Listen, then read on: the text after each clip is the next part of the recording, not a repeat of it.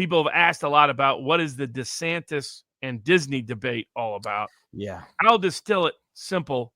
DeSantis, so Disney used their political power and financial economic power in Florida to try to go after Florida when Florida announced that they were going to prohibit parents of young children, teachers of young children, from instructing them about sexual behavior at a very young age, like 5 years old, 6 years old, 7 years old.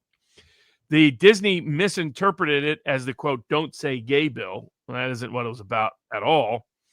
The response was a lot of conservatives in Florida said, why do we keep giving Disney special tax breaks and special power that allows them to police themselves through this special legislative district that nobody else has? So DeSantis said he was going to take it away. DeSantis ended up not taking it away. What he did is he simply changed the name and put on different board members. Before the different board members were put on, Disney used its powers, the state had already delegated it to it under the existing board, to strip all power from the future board so they could keep doing whatever they wanted. And now DeSantis has been humiliated by this. And so now he's talking about trying to tax them or put tolls on them in some other way. The problem with that is, if removing a special privilege is completely within the constitutional power, obviously, arguably obligated to perform. However, saying I'm going to tax you because I don't like what you did politically, that is not constitutional. So it looks like he's simply, rather than going back and saying, let's revisit removing the legislative district, instead, he's talking about things that, as people have to know, will never be affirmed or approved in court for apparent political purposes, seems to me. The bottom line is, once he decided not to revoke the legislative district, his fate was sealed.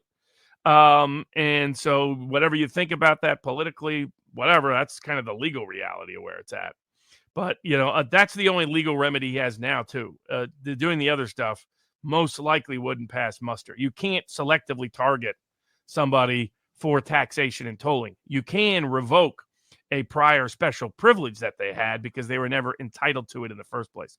Two very different things. But Robert, I tried to make sense of it today and I still can't. But there's a whole story about this clause in the Disney board agreement that says that somehow this law has to remain in effect until 21 years after the death of the last descendant monarchy.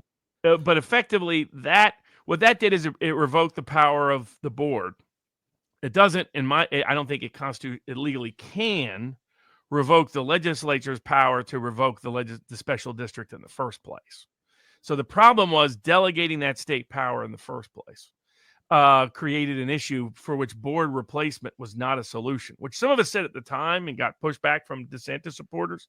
And I was like, well, let's see how it plays out. Well, now we've seen how it plays out.